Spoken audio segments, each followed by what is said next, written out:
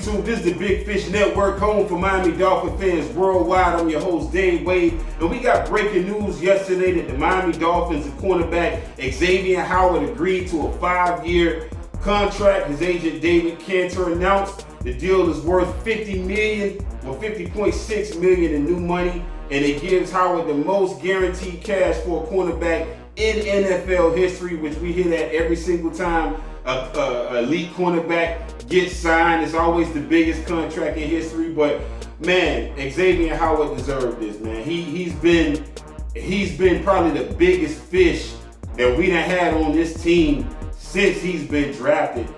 I'll argue with anybody. You name any player we done had since we done drafted Xavien Howard. He's been the biggest fish, the biggest baller on this team. And I mean, there's games where he's single-handedly won for us.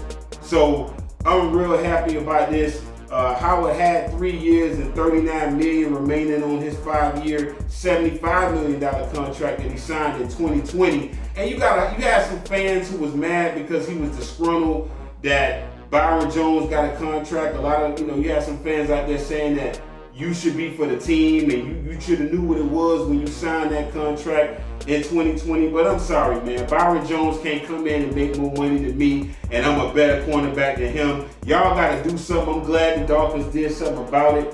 Chris Greer, again, I don't know. Maybe Flores and you probably did have some issues. I don't know. But, man, ever since Flores left, Chris, you'd have been making deals happen. You'd have been making some real good moves. I was worried that we might lose Xavien Howard after firing Flores, and I was also worried that we might lose Xavien Howard just because he that trill, man, at the cornerback position. A lot of teams could use him on their team. Xavien is ready to be on the championship contender.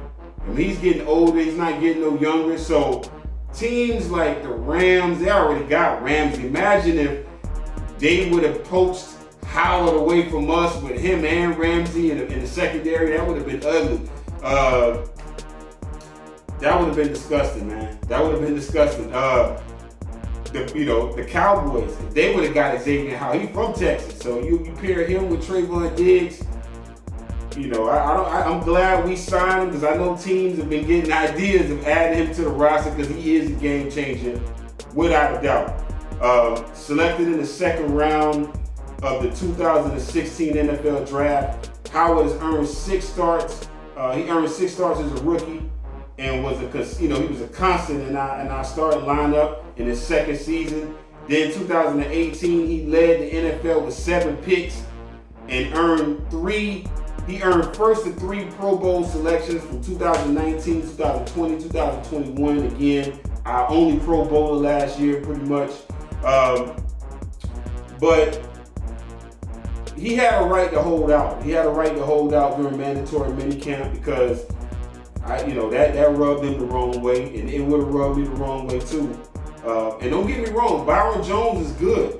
I know a lot of fans, they look at Howard's production, him getting the picks, and you don't see Byron Jones getting picks.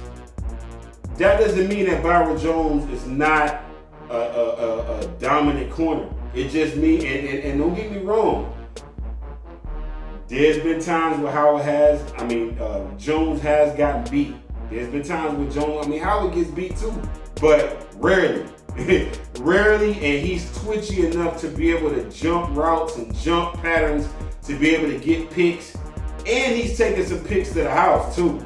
It ain't just about getting picks, it's about getting yards after you get those picks. The defense turns into offense once they make a turnover. So I want corners who know how to turn those picks into yards. And I feel like Byron Jones hasn't been able to turn those picks into yards, but he's been sticky enough to make it difficult for quarterbacks and even help feed, plays for Howard to be able to make those interceptions and make those plays.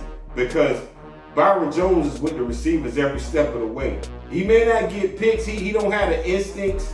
I would say that's probably the difference between Howard and Jones, is that Jones is great technically. He does everything you want a cornerback to do technically. He's right there, turns his head around at the right time when the ball is in the air, but he don't have the instincts that Howard has.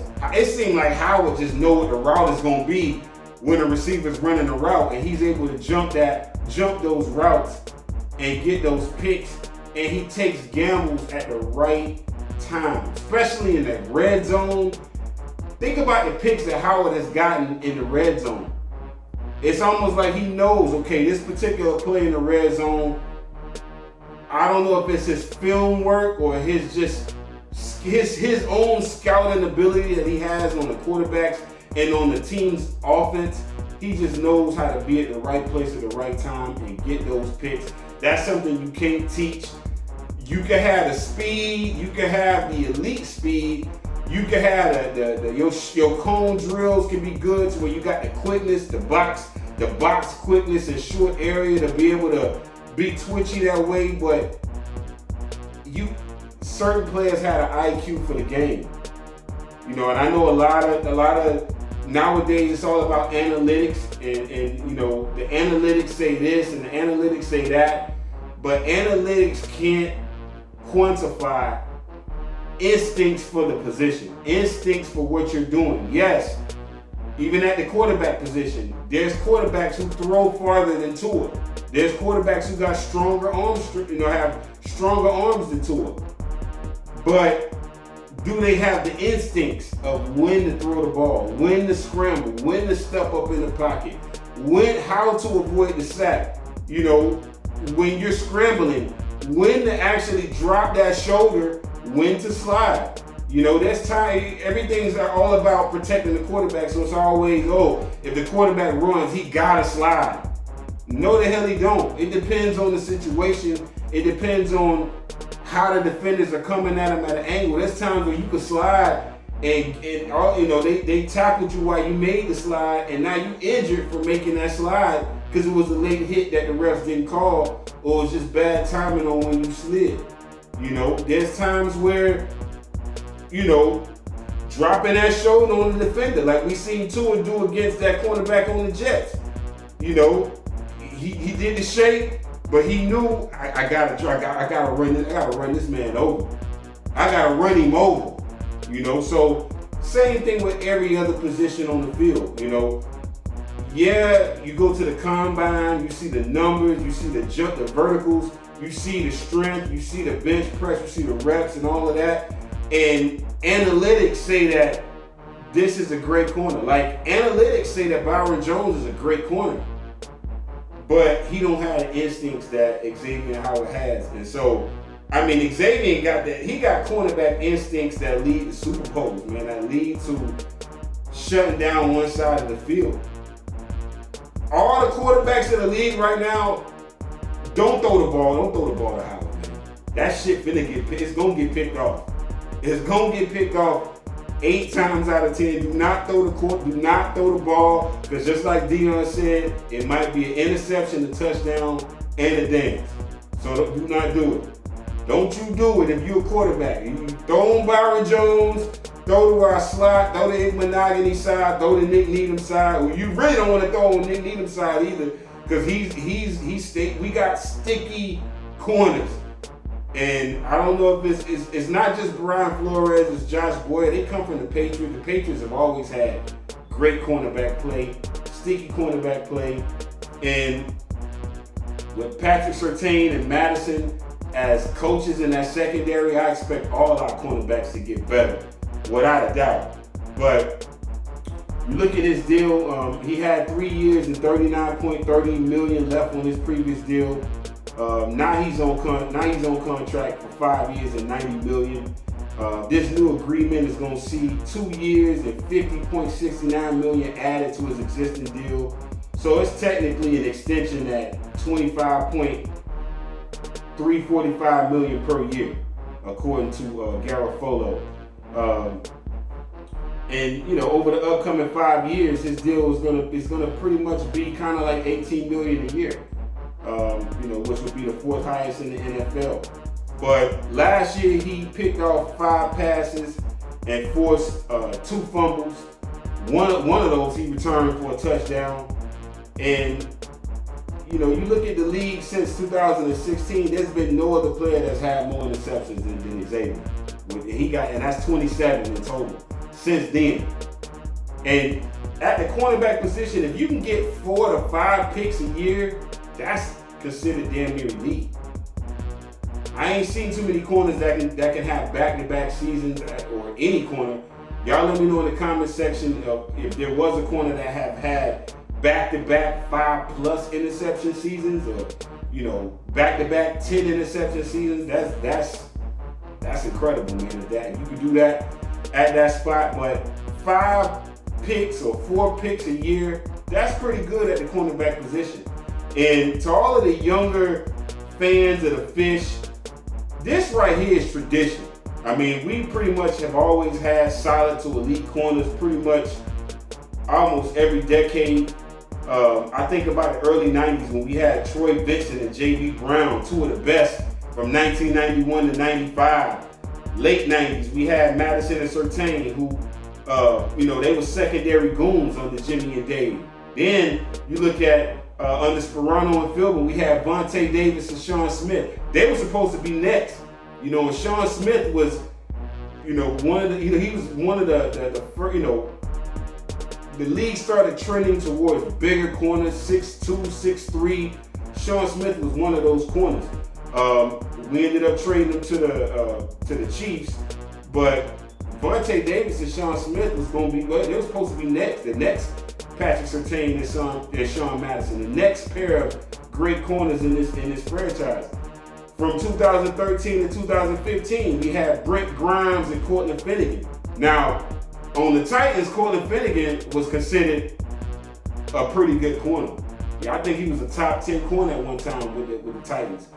He wasn't that with us, but he had the savvy and he had that ability in press, bump and run coverage to be able to help Brent Grimes, become even better. So Cortland Finnegan and Brent Grimes from that time. And we had Tony Lippett, who was, again, a 6'3" cornerback who was a receiver at Michigan State. I think he played both receiver and cornerback at Michigan State.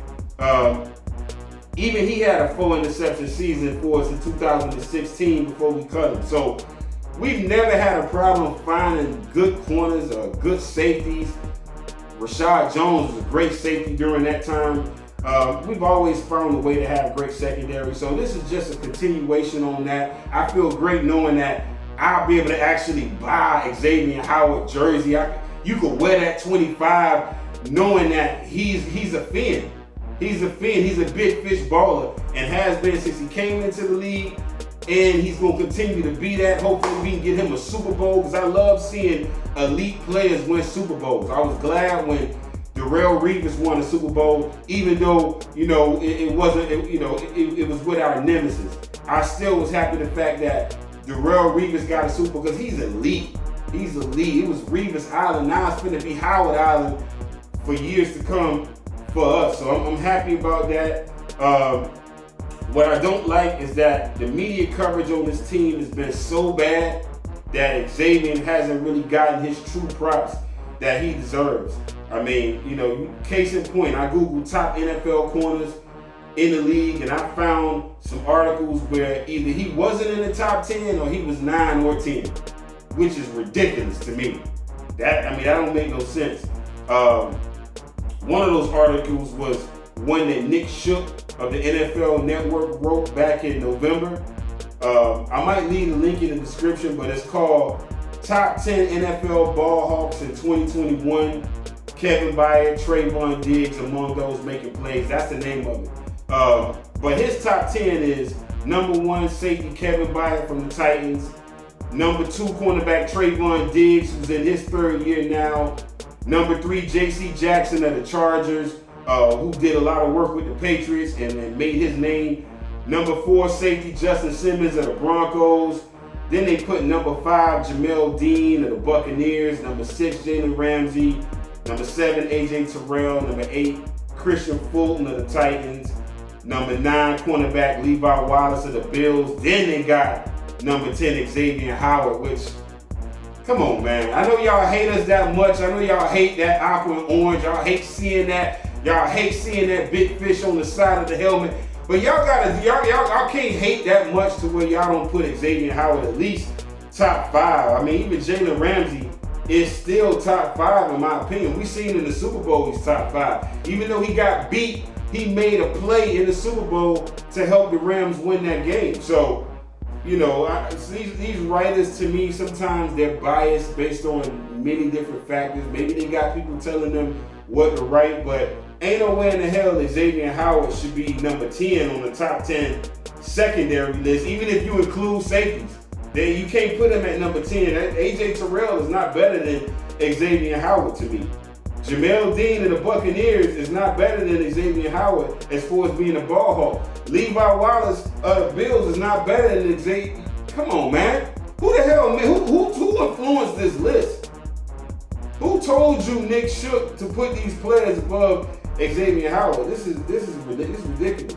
But us as Dolphin fans, we appreciate you, Xavien. We know the games that you won for us. We know what you did for this franchise. We know how much you mean to this franchise. We got nothing but love for you, X. We know that you elite, and I'm glad that Chris Greer locked you up, to be a pretty much a fan for life. Even if you retire on your last year and go to another team, I hope you come back and we put you in that ring of honor because you deserve to be there. Y'all let me know in the comment section what y'all think about Xavien Howard getting this deal. I already know what the answers and what the comments is going to be, but I just want to hear the fans pour out their love and support for the X-Man himself. So I'm looking to see comments. I want to see as many fans I can giving love to the X-Man. And, hopefully Byron Jones can get some picks this year as well. I want to see Byron Jones I want Madison and Surtain, y'all homework is show Byron Jones how to turn that talent that he got, turn that elite ability that he got into pick sixes. Show him how to turn that into pick sixes. So I hold y'all responsible for that. But you look at the moves we made, you look at all the money that's been spent. We've been breaking bread. We've been breaking bread spending that Skrilla this year. I mean, Tyreek Hill, 4-year, $120 million deal. Xavien Howard, 2-year, $50.7 million. Teron Armstead getting paid 5-year, $87.5. He got the max. Cedric Wilson got 3-year, $22.5 million. Connor Williams, 2-year, $14 million. Chase Edmonds, 2 years, $12.6 million, which was kind of too much to me for Chase Edmonds, but whatever, man. We trying to get this. We trying to get this offense right. So I'm all with it. So Teddy Bridgewater signed a 1-year, $6.5 million deal, and Raheem Mostert signed a 1-year, $3.125 million deal. So this offense is going to be improved. This record is what I want to see as improvement, and this record to determine if these moves made sense.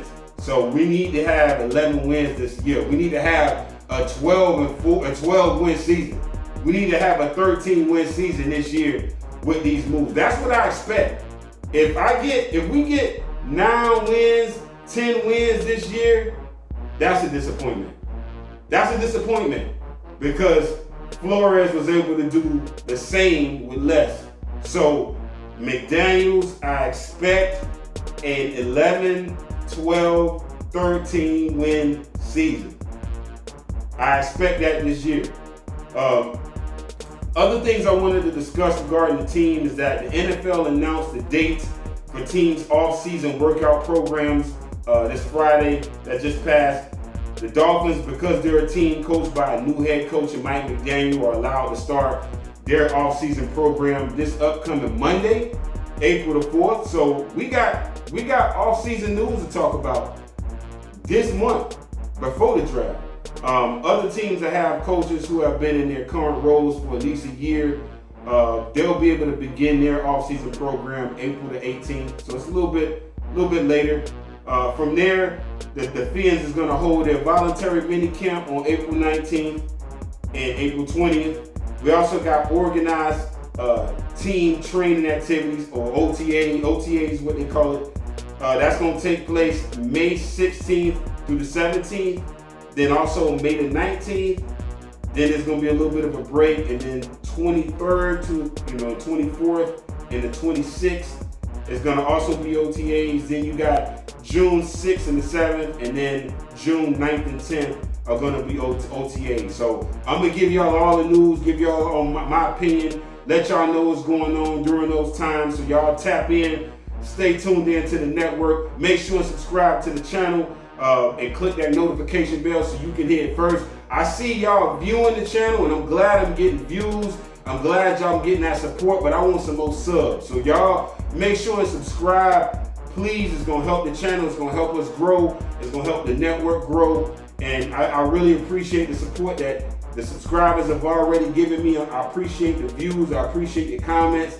I just want y'all to continue on so I can continue making this show great for the fans. This is for y'all. This is for the fan base. This is for y'all, all the optimistic fans. I don't care nothing about the pessimistic fans. Y'all can go to another network, go listen to another channel. That's fine. I hope y'all listen to this channel and become optimistic as y'all listen to it. But this is only for optimistic fans who see the light at the end of the tunnel for this team. I know that's hard to do, but we are optimistic about this team. We happy about the moves, and this is what I'm talking about. So, like I said, let me know what y'all think. Till next time, signing off, TBFN.